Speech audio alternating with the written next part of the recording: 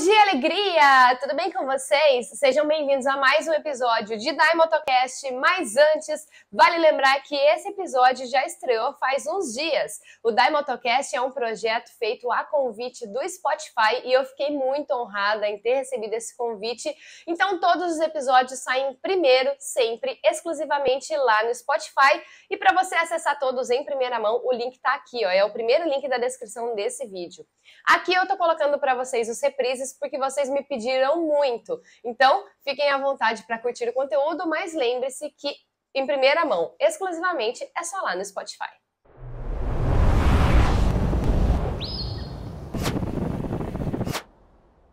Sejam bem-vindos a mais um Dai Motocast. Esse podcast para você que é apaixonado por moto, por viagem, enfim, por todos esses assuntos que a gente ama.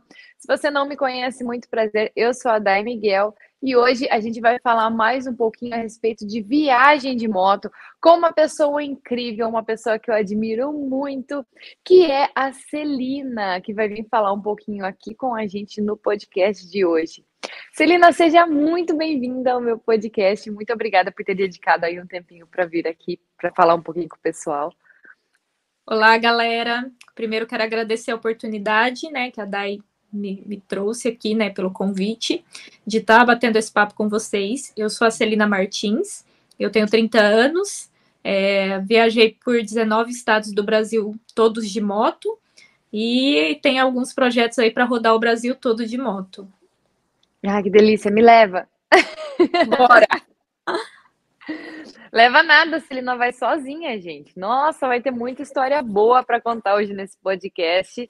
Quero saber de tudo, todos. Quer dizer, eu já sei todos os detalhes, né? Já te sigo, já curto tudo ali. Mas para a gente contar para o pessoal que não segue para começar a seguir, porque todo mundo quer saber todos os detalhes. Bora lá, vou contar tudo aqui. Fechou. Celina, antes da gente partir para as viagens, conta um pouquinho para o pessoal uma coisa que eu achei muito fofo quando eu te vi pessoalmente, que é sobre a sua altura. Quanto você tem de altura? Você é muito baixinha. Eu sou bem pequenininha, magrinha também, bem pequenininha. Eu tenho 1,57 m, 45 nossa mascotinha. Hoje eu tenho 45, mas quando eu comecei a pilotar, eu pesava 38. Então, você imagina. Que bonitinha. Eu ganhei quase 10 quilos e eu continuo pequena. Mas isso nunca influenciou, tá? Na minha coragem, né? Nunca me deixou assim com pânico, com medo. Foi muito treino, claro, mas a altura influencia em certas motos, né? Mas tudo é autocontrole, tudo é treino, é técnica, você sabe. Inclusive, nas suas redes sociais, você incentiva bastante as pessoas, né, independente da altura, a pilotarem qualquer moto, né? Eu acho incrível isso. Exatamente. Eu acho que tudo é técnica, né? Tem vários pilotos aí extremamente pequenininhos, né? A gente teve até no passado uma piloto que faleceu num acidente, mas que ela também tinha 1,55 m e pilotava aí praticamente todas as motos. Então, acho que esse é o maior incentivo que a gente tem. Mas assim, até a gente aprender a técnica, né? A gente passa alguns perrenguezinhos aí, né? Você lembra de algum perrengue que você já passou por conta disso, por conta da altura, mas que hoje você pode falar, não, hoje eu superei, hoje eu não corro mais esse risco? Eu acho que ali no começo, quando eu não entendia muito bem de técnicas de frenagem, né? Quando a gente começa, a gente tem aquele medo de cair e eu acho que o medo atrai. Então, eu caí algumas vezes, realmente, e eu tava com uma moto pequena, não tava com uma moto grande, mas eu acho que é por conta disso. No começo, a gente usa muito freio da frente porque a gente quer manter os dois pés no chão. E o freio da frente, ele faz com que a moto se desestabilize atrás e o peso venha para frente. Então, ali acaba faltando o pé dos dois lados, porque você fica na pontinha e você acaba tombando a moto. Eu acho que essa foi a maior dificuldade até eu aprender a usar. Quando eu aprendi, hoje eu equilibro num pé só tranquilamente, só a pontinha do pé. Legal. E a sua CG foi a sua primeira moto? A primeira moto e eu tenho ela até hoje, tem 11 anos. Você tirou ela zero, né? Zero quilômetro. Em 2011. Gente, quem não acompanhou as viagens da Celina, tem que ir lá seguir o Instagram, seguir o canal do YouTube e tudo. Mas foi tão emocionante a hora que eu vi lá a quilometragem zerando novamente. Eu falei, ai, que coisa mais linda!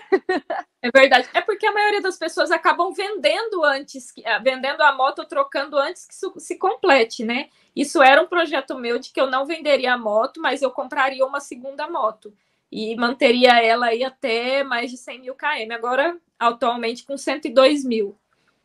Nossa, que demais. Bom, mas antes da gente falar dela, vamos falar da sua segunda moto, que é uma moto espetacular também. Como é que foi? Você tirou zero também, né? A 765? Não, na verdade, a Não? 765 foi uma oportunidade. Eu tinha a 675, né? A Triumph Isso. Street Triple 675 2014. Que era branquinha, né? Isso. Ela Era também linda. comprei usada, mas é aquela história, eu sempre falo, você não pode pesquisar, né? Se você começa a pesquisar, aí começa a aparecer oferta, começa a aparecer gente para vender, enfim. E aí eu estava mais ou menos 2 anos com a branca, eu comecei a pesquisar a 765, eu me apaixonei pela moto, e aí eu inventei de ficar jogando ali no Google, ou olhando nos sites de vendas e tal. Fui falar com um amigo que eu estava interessada. Em 5 minutos ele arrumou a moto para mim. E ele tinha uma loja, né? Então ele arrumou a moto, me mandou as fotos. Eu já apaixonei de primeira só nas fotos da moto, eu nem tinha andado nela. E aí a gente começou a ver a questão de processo de compra e tal. O preço estava atrativo, a moto estava com 5 mil quilômetros. Com vários acessórios e tal, até um pouco abaixo do preço que pediam, né, na época. E aí eu acabei fazendo aquele trâmite lá, vamos ver se aprova, e aprovou, e eu acabei trocando e pegando a 765. Nossa, que é incrível, por sinal. Aquela personalização que você fez nela com rosa e roxo, né? Isso. Você mandou pintar mesmo ou é adesivo? É adesivo, é envelopamento. Ah, legal. Nossa, ficou muito linda, muito incrível. Bem mocinha. Eu acho que ela, Bem pensando na macio. 765, não tem muita no Brasil, né? Ainda é uma moto premium que o pessoal está conhecendo agora e tudo mais. E a minha, eu acho que é a única no Brasil preto fosco com rosa e roxo. Então, eu acho dificilmente eu acho outra igual. Nossa, e muito bom gosto, porque ela é muito linda. Ah, Com ela você ainda não foi muito longe, né, para lugar nenhum. eu fui para Brasília, né? Uhum. Agora, recentemente, você também estava lá. Então, eu fui com ela. Daqui da minha casa dá em torno de 740 quilômetros só de ida. Então, deu aí Ah, mais legal. de 1.500 quilômetros ida e volta. Foi bem legal, inclusive. Eu tinha rodado 2 estados na outra branca, né? Porque assim que eu peguei a 765, em um mês depois eu já tinha planejado a viagem de Fan 150, então eu acabei saindo de viagem nela, ela ficou quase um mês parada, e aí quando eu voltei já ia para Brasília, então ainda não tive a oportunidade de viajar mais com ela. E qual foi a sensação assim? Brasília foi curto, perto do que você já viajou, né? Mas o que você sentiu assim em relação à moto, que eu falo assim, no conforto, para quem está querendo comprar uma 765 e quer também viajar? Você recomenda, você acha confortável? Não? O que você mudaria nela para deixar mais confortável? Enfim, conta um pouquinho dessa questão da viagem da 765. A Naked, assim como uma esportiva, ela traz um cansaço a mais, né, pela posição de pilotagem, pela ciclística da moto, mas ainda assim é uma Uhum. moto muito leve, então eu acho que isso faz total diferença, é uma moto ágil e leve. E talvez pelo meu costume eu não sinto nenhum incômodo em viajar nela, mas eu acredito que se alguém viajar com garupa, o incômodo pode ser maior, porque a garupa é realmente desconfortável nessas motos. Mas assim, eu acho que eu não mudaria nada nela, tá? Não foi uma moto que eu comprei para fazer altas aventuras, por exemplo, igual a viagem que eu fiz Norte-Nordeste. É uma moto que eu comprei mais pensando em ir nos eventos, em fazer viagens mais curtas, né, como essa para Brasília, mas para curtir mesmo e não para né, estralar na estrada. Legal. Para estrela na estrada, você tem a Fan 125, 150, né? 150. Para poder arriscar aí nas piores estradas do Brasil, eu tenho ela. E foi por isso mesmo que você escolheu ir com ela? Por conta de desgaste da moto, tudo? Tudo. É questão de segurança também, né? Daí eu passei em lugares extremamente perigosos, sozinha, né? É um hábito que eu tenho de viajar sozinha já há muitos anos. Então, por uma questão de evitar de chamar atenção, manutenção também. Então, assim, eu passei 5, 6 dias só em cidades extremamente pequenas, que não tinha nem oficina mecânica, né? Mal tinha oficina mecânica para moto pequena. Então, assim, eu não achava nem o óleo que eu utilizava na Fan, para você ter ideia. Eu achava óleos bem inferiores. Então, imagine se fosse da Street Triple. Exatamente. Assim, eu não ia achar se a moto acontece, sei lá, dá um problema X e eu preciso de um mecânico para me ajudar a resolver. Eu ia ter que esperar 4, 5 dias, chamar um guincho. Então, isso poderia acabar com a minha viagem. Então, foi justamente por isso que eu escolhi a moto mais simples que tinha, a moto mais descomplicada, né? Para não chamar atenção, para não ter nenhum tipo de problema. Combustível também, inclusive até relatei no Instagram esses dias que teve posto que eu parava que não tinha gasolina, né? E a Fan é flex. Então eu tinha que abastecer com álcool. Se eu tô com a Street Triple, imagina, eu não tenho o que fazer, né? Nossa, que coisa, verdade. Eu nem tinha pensado nisso. Tem lugares assim muito isolados que às vezes acaba a gasolina, demora 2 dias para chegar. A autonomia também, né? A autonomia da Street Triple é em torno de 250 quilômetros um tanque. Tinha lugares que eu passava 300 km sem nenhum posto. Então, assim, além de tudo, carregar o galão de combustível é muito cansativo. Então, tudo isso foi pensado antes. Com certeza. Fez bem de ter ido com ela mesmo. E aí, como é que foi? Vamos falar dessa viagem, então, agora, especificamente. Você ficou quantos dias? Foi de onde até onde? Quantos quilômetros deram no total? Eu fiz Conta 20... tudo. Eu fiz 20 dias de viagem. Eu saí no dia 24 de abril e retornei no dia 14 de maio. Eu saí de São José do Rio Preto, interior de São Paulo. Subi por Minas, interior de Minas. Entrei em Goiás, Tocantins, Pará, Maranhão e aí desci todo o litoral nordeste até eu retornar por Minas e São Paulo de novo. Eu passei por 3 estados nessa viagem. 10 mil quilômetros, deu 10.100 e uns quebradinho ali. Quando eu saí, a moto estava com 89.800 mais ou menos, eu retornei, ela estava com 100.400, eu acho, km.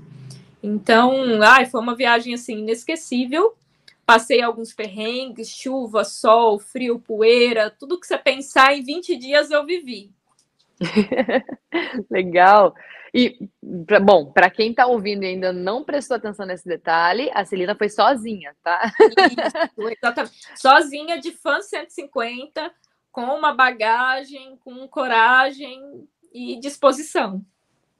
Exato. E aí você que está aí nos ouvindo e que está arrumando 1000 desculpas, né? Que tem que trocar de moto, que precisa de tempo, precisa de planejamento, precisa disso e daquilo, para de ficar pensando muito e só vai, né?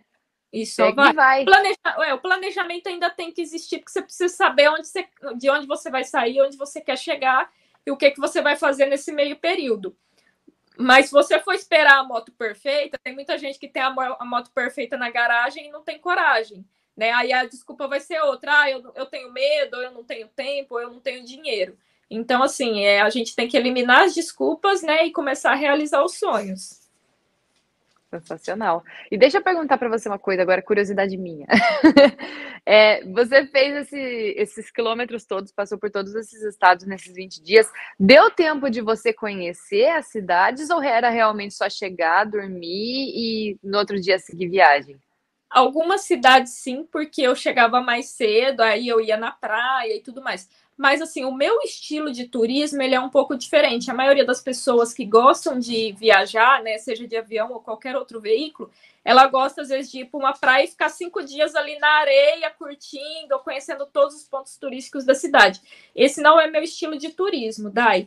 Meu estilo é estrada, realmente eu gosto de estar na estrada e não na cidade, tá? Para mim é extremamente estressante eu ficar andando dentro da cidade, principalmente quando eu estou viajando numa cidade que eu não conheço. Então, assim, era eu viajar praticamente o dia todo, ou eu parar na metade do dia, curtir aquele restinho de dia ali na cidade, sair para comer no restaurante, passar nos pontos turísticos, tirar uma foto e no dia seguinte seguir viagem.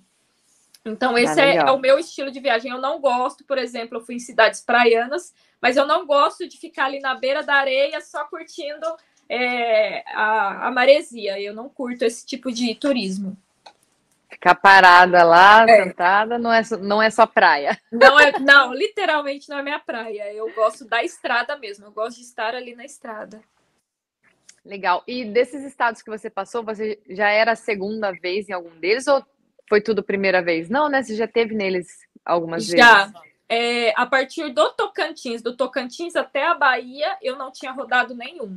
Mas Tá. aqui interior de São Paulo, Minas e Goiás, eu já tinha passado já. Ah, legal. E tá, vamos falar de estrada, então. Você gosta de estrada, vamos falar de estrada.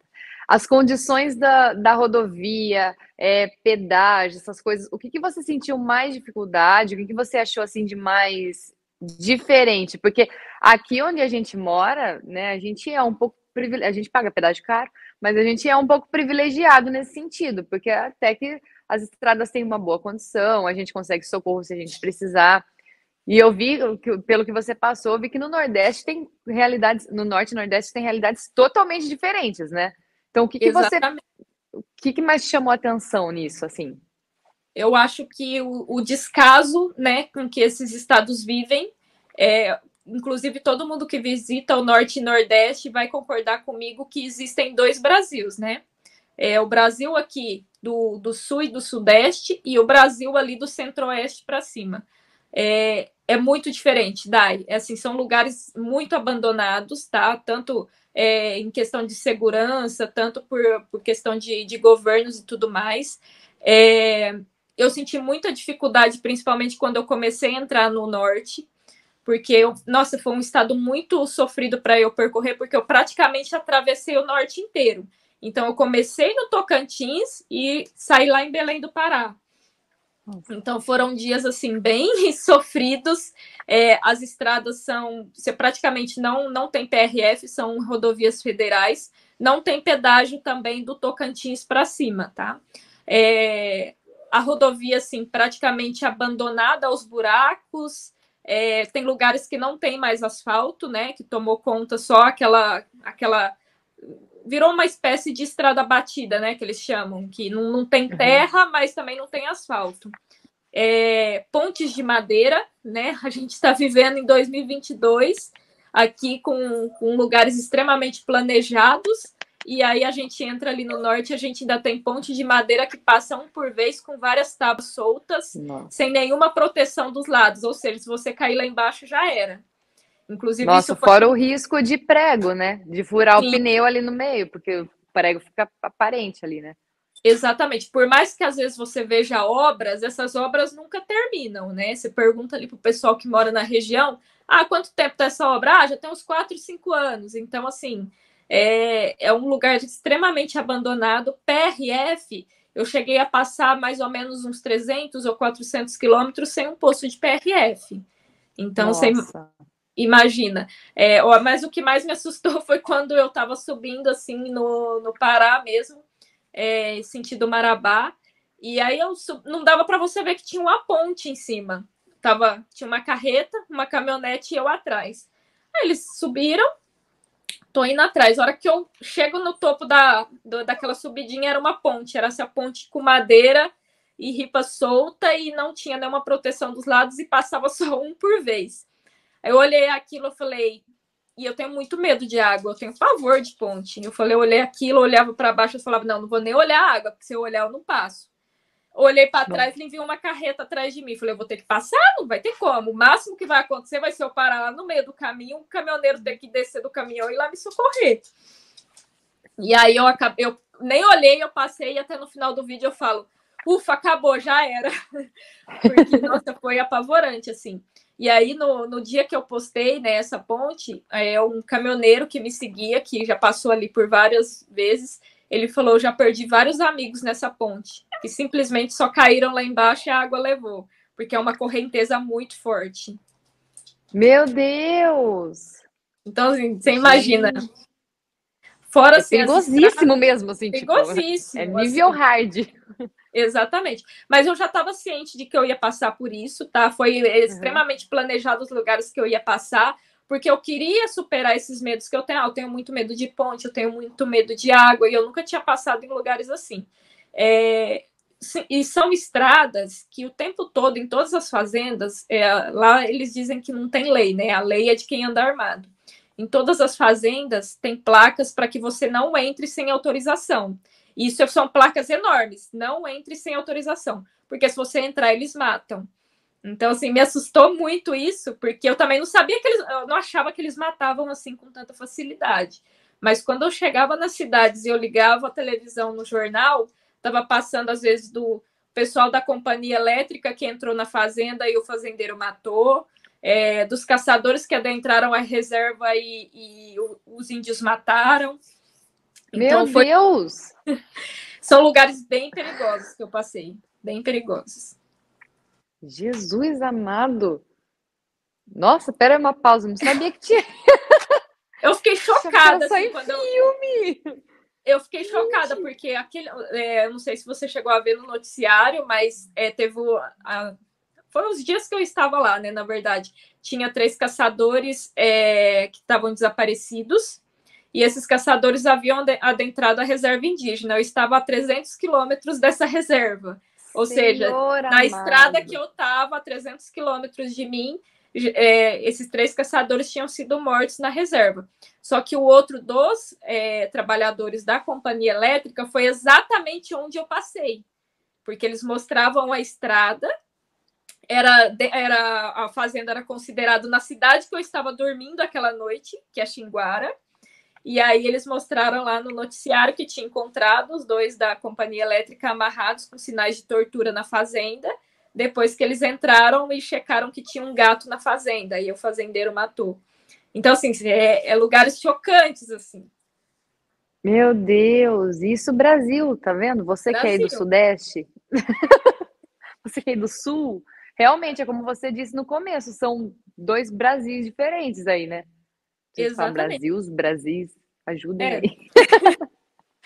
Mais ou menos isso. 2 lados diferentes, Gente, outra realidade.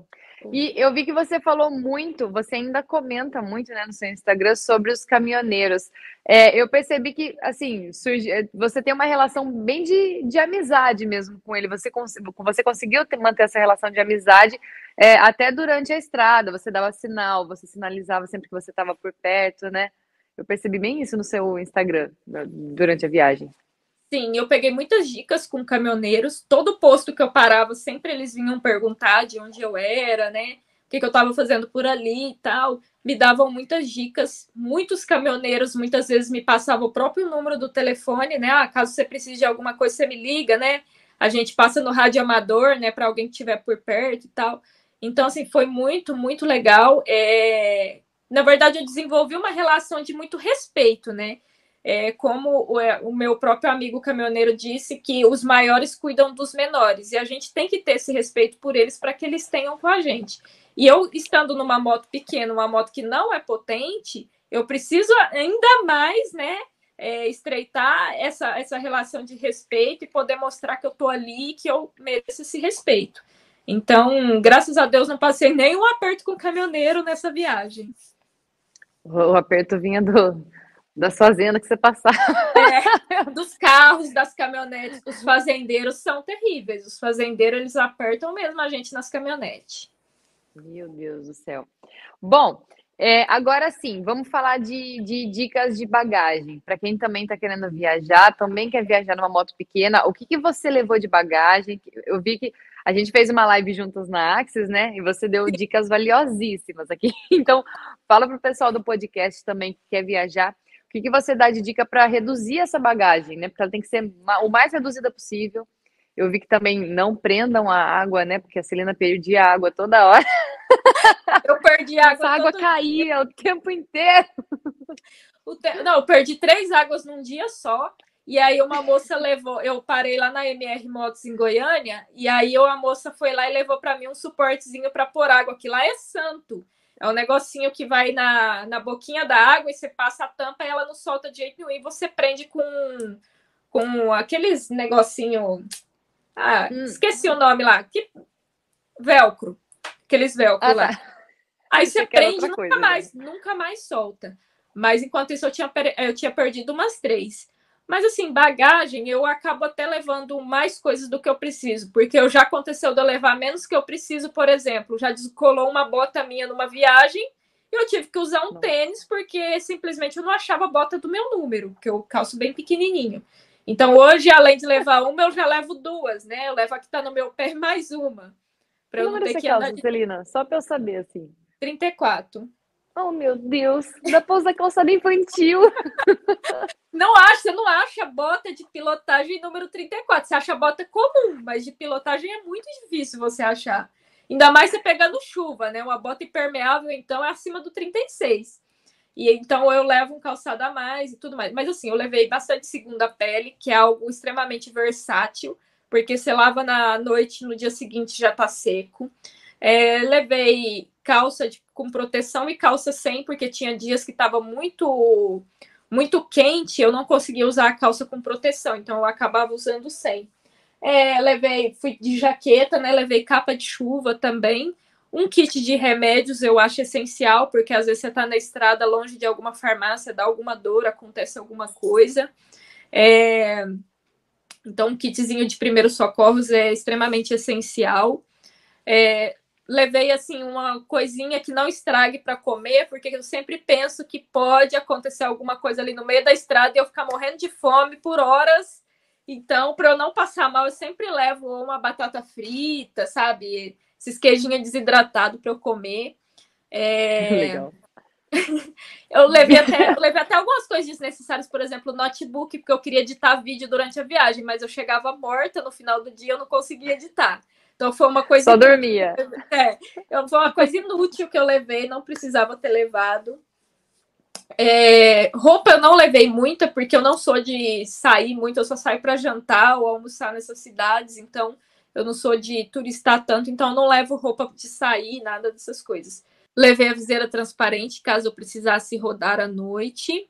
Levei reparadores de pneu, apesar do meu pneu ser com câmera, eu tenho a esperança, né, de que um dia seja um microfure e eu consiga salvar ele com um restaurador de pneu. De qualquer forma, eu sempre levo. Eu tenho um kitzinho bem básico de ferramentas, não sei mexer nada, mas eu levo, né? Porque vai que alguém que para me ajudar sabe mexer. Que mais que eu levei? Eu acho que não levei tanta coisa, que eu acabei comprando coisas na viagem. Por que eu não levo muito? Porque eu adoro comprar lembrancinha nos lugares. Então, aí, às vezes, eu até compro roupa. Levei biquíni, mas acabei não utilizando. Algumas coisas desnecessárias, assim, mas que é bom a gente sempre levar. E eu não uso baú na moto, porque muitas vezes eu adentro as cidades muito movimentadas. E, para mim, o baú, para eu andar no corredor, alguma coisa assim, atrapalha. Então, eu preferi colocar o baú e as redinhas por cima para que não faça nenhum volume lateral na moto. Legal. E aí foi um montinho em cima da moto, assim. Isso. E levei uma barraca de camping também, que eu sou extremamente prevenida, nunca usei ela, porém eu sempre carrego caso eu não consiga hotel, que também já aconteceu nessa viagem. Deu praticamente parar em 3 hotéis e não consegui nenhum, porque já estavam lotados. E eu olhei e falei assim: pronto, agora eu vou ter que dormir na barraca. E aí alguém iluminou e apareceu e falou assim: tem um hotel daqui 20 quilômetros lá, sempre tem lugar. Era o péssimo hotel, horrível. Era uma pousada com colchão de plástico, o chuveiro era um cano frio e cheio de pernilongo ou mosquito da dengue dentro Meu do Deus. hotel, mas pelo menos eu dormi lá. Você não teve medo, não, de dormir nesses lugares assim? Eu não tive, porque era um casal, era no fundo de um posto, era um casal, né, com filhos e tal, mais de idade já, né? A gente, quando chega, a gente observa, né, quem são os donos e tal. Se não for legal, a gente fala: não, eu vou ver ali e depois eu volto. Mas aí eu vi que era um casal, vi que tinha mais gente hospedada ali, então eu acabei indo. Bom, então agora já deu dica de bagagem, já falou da viagem, tudo certinho. Agora, para a gente finalizar, porque eu te prometi meia hora já e já estamos passando essa meia hora. É que é muito gostoso ficar. Venha no churrasco aqui em casa. Aí a gente continua conversando. Pronto. Daqui uns dias eu vou para Capivari. Isso. Vem pra cá e boa. No podcast, eu gosto de falar sempre das primeiras vezes, né? Porque, assim, quando a gente conta a nossa primeira vez, a gente acaba encorajando as outras pessoas também a começar no mundo do motociclismo ou perder algum medo, enfim. E eu queria que você contasse um pouquinho como foi a sua primeira vez viajando sozinha. Para onde foi, como é que foi, qual perrengue que teve? Manda ver. Eu morava em Minas, né, no interior de Minas, e eu gostava muito de vir para a cidade que eu moro hoje, que é no interior de São Paulo, são mais ou menos 110 quilômetros. E assim que eu comprei a moto, eu passei tantos. Na minha casa nunca teve nenhum veículo daí. Meu pai faleceu muito cedo, meu padrasto também não teve, minha mãe, ninguém nem dirigia, ninguém nunca teve carta na minha casa, pra você ter ideia. Eu fui a primeira pessoa a ter carta e ter um veículo dentro de casa. Então, assim, quando eu comprei a moto, foi uma alegria muito grande para todo mundo, porque eu carregava todo mundo, e também para mim, porque eu comprei minha liberdade. Então, finalmente, eu não precisava mais andar de carona, eu não precisava mais andar de ônibus. Então, eu nunca fui de ter medo, porque eu acho que eu tinha sofrido tanto no passado com carona, com ônibus, com bicicleta, tudo, que eu nunca tive medo. Eu montei na moto, falei, comprei minha liberdade, agora eu não solto esse negócio aqui nunca mais. Delícia. E quando eu comprei a moto, eu ainda não tinha habilitação de moto, eu tinha só de carro. E eu fui tirar uns 2 meses depois. Inclusive, eu reprovei na minha primeira de moto, já tendo moto, tá? Por um Que vício coisa!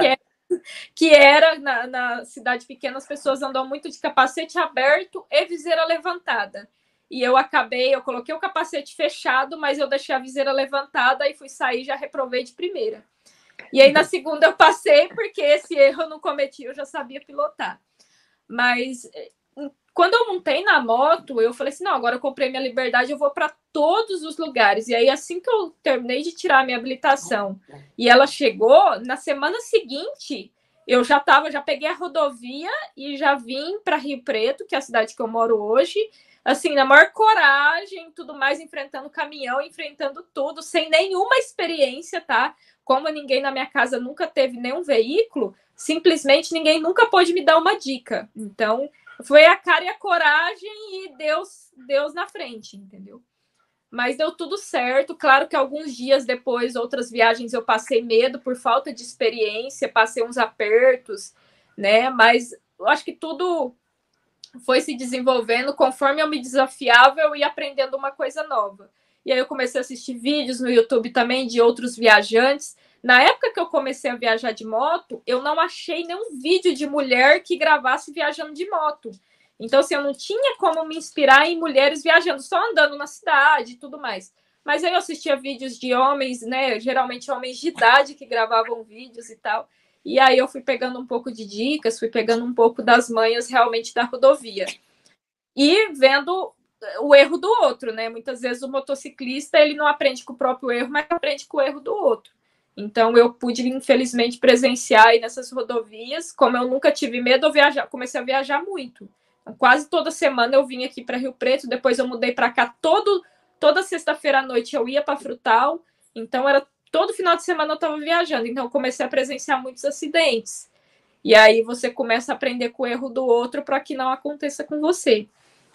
Mas graças a Deus deu tudo certo. Eu acho que é isso. O segredo para você viajar de moto é você se desafiar e enfrentar seu medo. Você pode sair com medo dentro de você, mas não deixa ele passar para fora. Muito legal essa sua mensagem. E uma curiosidade que eu tive agora para te perguntar é: você prefere viajar sozinha do que viajar acompanhada? Ou é porque combina com o outro, ninguém vai, eu vou? Como é que funciona isso? Eu me acostumei, na verdade, tá? No começo, eu sempre gostei, eu nunca tive muito problema com isso, eu sempre fui meio solitária, assim, sabe? Eu sempre gostei de ficar comigo mesmo, e eu acho que a moto me dá isso quando eu tô dentro do capacete.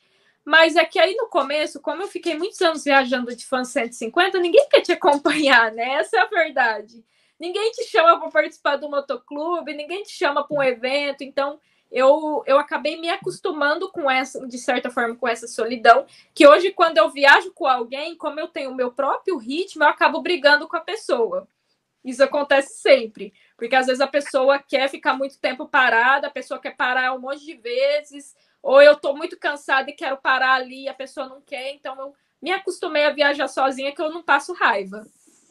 E para mim é super tranquilo, Dai. Graças a Deus eu nunca tive nenhum problema assim por viajar sozinha. Mas é uma questão de costume mesmo que eu me adaptei. Ai, que demais. Celina, muito obrigada pelo seu tempo, obrigada por ter conversado aqui um pouquinho. E saiba que, assim, você sabe, mas só para reforçar, você é inspiração para muita gente, inclusive para mim também, porque eu acho o máximo essa sua coragem, esse seu vambora, vamos com medo mesmo. Eu acho incrível, eu sou super adepta disso também. Mas, assim, você realmente é uma inspiração muito grande. Então, muito obrigada e, por favor, continue nos inspirando nas suas redes sociais. Eu que agradeço a oportunidade a todos que nos ouvem, né? Um motobeijos para vocês. Espero encontrar muita gente na estrada. Espero que vocês, né, usem como inspiração para perder o medo e realmente fazer o melhor uso da moto que você tem hoje e não esperar pelo veículo perfeito. E muito obrigada pela oportunidade. Eu que agradeço. Antes da gente ir, fala suas redes sociais para o pessoal te seguir também. Hoje meu Instagram é @celinamartins, o Martins tem 2T. Instagram, o YouTube também a mesma coisa, @celinamartins. E Facebook também, e TikTok também, é tudo igual, tudo @celinamartins com 2T. Top demais. Muito obrigada. E para quem está nos assistindo, fiquem com Deus e a gente se vê no próximo episódio. Beijo. Beijo. Até mais.